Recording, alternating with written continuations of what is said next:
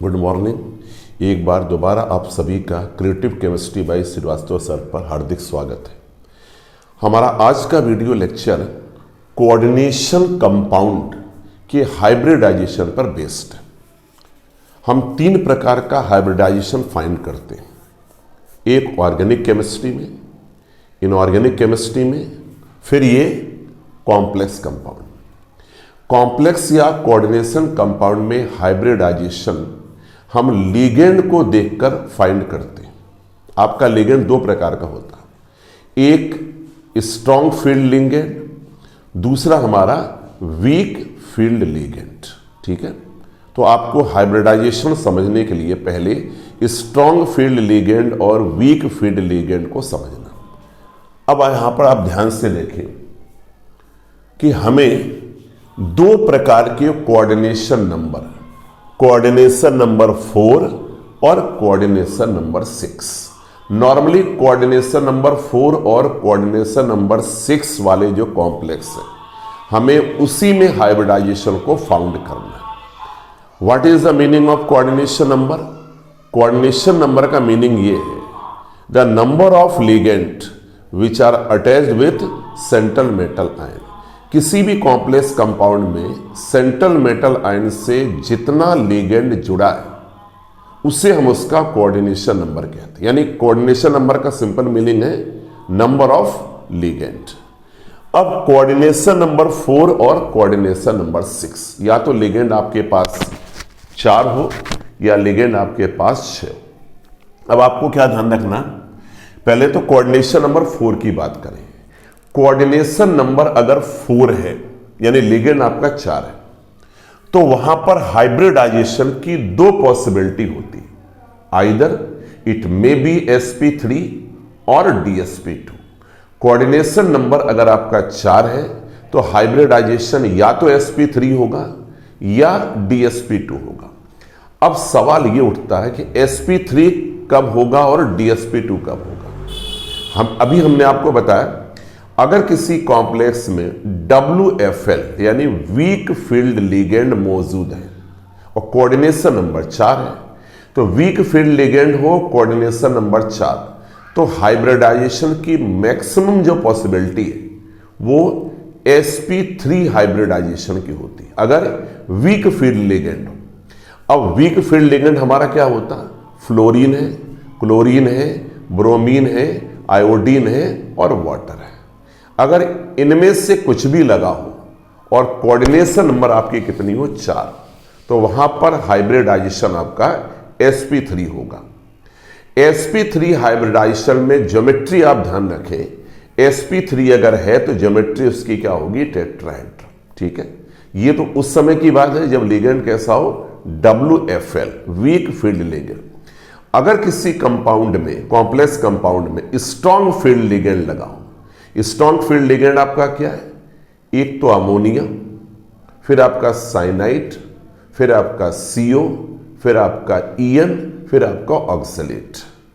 इनमें से कुछ भी लगा हो, कोऑर्डिनेशन नंबर 4 हो, तो हाइब्रिडाइजेशन आपका dsp2 होगा।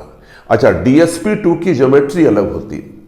dsp2 हाइब्रिडाइजेशन में ज्योमेट्री आपकी स्क्वायर प्लेनर होती है। तो ये हमने आपको बताया कि अगर किसी कंपाउंड में कोऑर्डिनेशन नंबर 4, अब आप बोर्ड पे देखें, इफ WFL प्रेजेंट, अगर वीक फील्ड लिगेंड प्रेजेंट हो तो हाइब्रिडाइजेशन की पॉसिबिलिटी क्या है? अभी आपको बताया था sp3। ठीक है, अब कुछ एग्जांपल लिखें, जैसे FClBrI वाटर, सारे आपके वीक फील्ड लिगेंड है। अब एग्जांपल देखिए, NiCl4 में Cl आपका वीक फील्ड लिगेंड है, तो यहां तो कोई दिक्कत ही नहीं है। NiCl4 में ये आपका sp3 हाइब्रिडाइजेशन शो करेगा। लेकिन यहां पर देखें, अमोनिया और CO, जबकि ये दोनों लिगेंड आपके कैसे स्ट्रॉन्ग फील्ड लिगेंड है, फिर भी यहां पर हाइब्रिडाइजेशन आपका sp3 होता। अब उसका आपको रीजन बताऊं मैं। जिंक आपका नॉन ट्रांजिशन एलिमेंट, यानी यहां पे d ऑर्बिटल आपका क्या? फुल फिल्ड होता है। ठीक है, तो जब इसके हम स्ट्रक्चर समझेंगे तो हमको क्लियर हो जाएगा कि स्ट्रॉन्ग फील्ड लिगेंड होने के बावजूद भी ये sp3 क्यों शो करता। अभी आप ये ध्यान रखें, ये तो आपका क्लियर है, वीक फील्ड लिगेंड है, कोऑर्डिनेशन नंबर 4 है, सभी में 4 ही है, तो इसमें तो आपका sp3 हुआ। लेकिन ये दोनों ऐसे एग्जाम्पल हैं जहां पे आपका लिगेंड स्ट्रॉन्ग है, फिर भी ये sp3 हाइब्रिडाइजेशन शो करेंगे। हम अगले वीडियो लेक्चर में इसको डिटेल में पढ़ेंगे। अब नीचे आपका कह रहा है कि अगर SFL प्रेजेंट हो, स्ट्रॉन्ग फील्ड लिगेंड अगर प्रेजेंट हो, कोऑर्डिनेशन नंबर 4 है, तो वहां पे आपका हमेशा क्या होगा, DSP2 की ज्योमेट्री स्क्वायर प्लेनर होती है। अब देखें, अमोनिया, साइनाइड, COEN, एक और आता ऑक्सलेट, ठीक है। ये अगर कहीं पर भी लगे कोऑर्डिनेशन नंबर 4 हो, तो वहां पर आपका हाइब्रिडाइजेशन क्या होगा, DSP2, ठीक है। अच्छा, इनकी एक खासियत है, स्ट्रॉन्ग फील्ड लिगेंड हमेशा इलेक्ट्रॉनों की क्या कराते हैं, पेयरिंग कराते हैं, ठीक है। अब देखिए, NiCN4-2, PtCN4-2, दोनों में साइनाइड लगा हुआ, दोनों में साइनाइड है, स्ट्रॉन्ग फील्ड लिगेंड है, तो यहां पर हाइब्रिडाइजेशन तो DSP2 ही हुआ।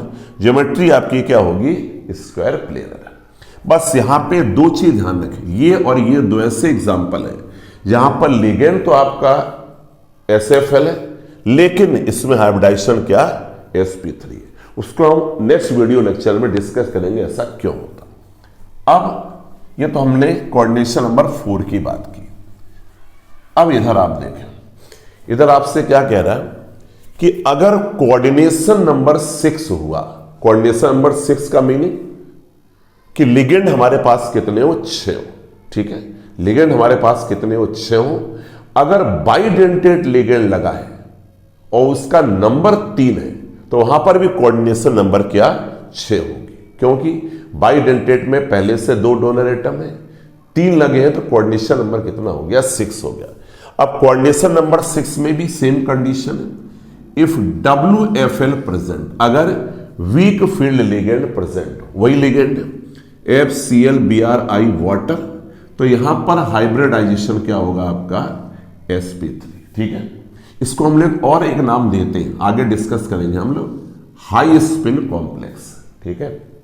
अब देखें, यहां मेटल है CO, F6, कोऑर्डिनेशन नंबर 6 है, ये वीक फील्ड लिगेंड है, 6 है, तो आपका sp3d2।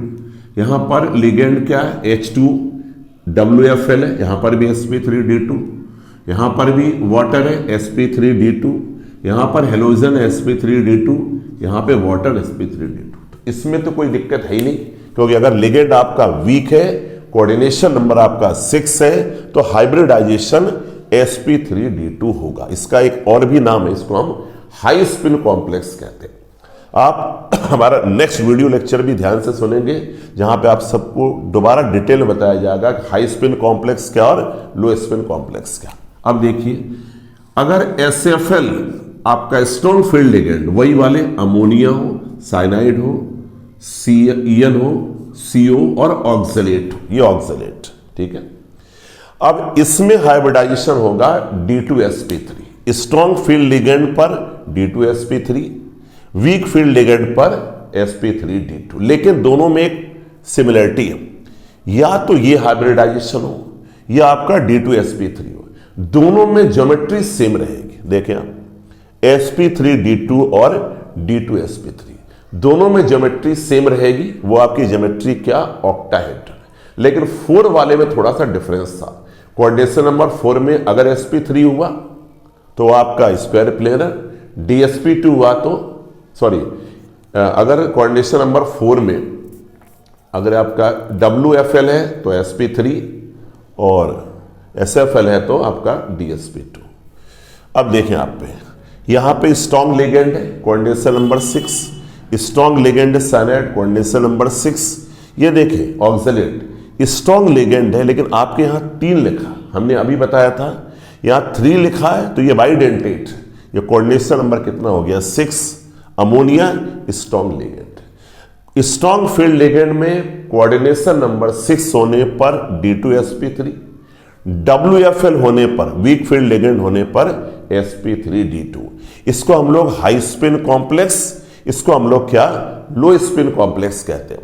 ये लिगेंड कभी भी इलेक्ट्रॉन की पेयरिंग नहीं कराते। लो स्पिन है वो पेयरिंग नहीं, सॉरी sp3d2 ये कभी भी इलेक्ट्रॉन की पेयरिंग नहीं होती, क्योंकि यहां पे लिगेंड आपका कैसा है, weak field ligand. Strong field ligand हमेशा इलेक्ट्रॉन की पेयरिंग कराते हैं, इसलिए इसका नाम है लो स्पिन कॉम्प्लेक्स। ये दोनों चीजें हम अपने नेक्स्ट वीडियो लेक्चर में समझेंगे।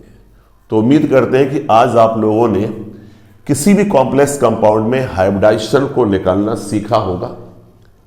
हम अपने वीडियो लेक्चर में नेक्स्ट में आपको एक तो ये बताएंगे कि किसी भी कॉम्प्लेक्स का paramagnetic nature, diamagnetic nature, magnetic moment, high spin complex और लो स्पिन कॉम्प्लेक्स को हम लोग कैसे फाइंड करेंगे। तो नेक्स्ट वीडियो लेक्चर में आप लोग दोबारा इसको देखें। Thank you.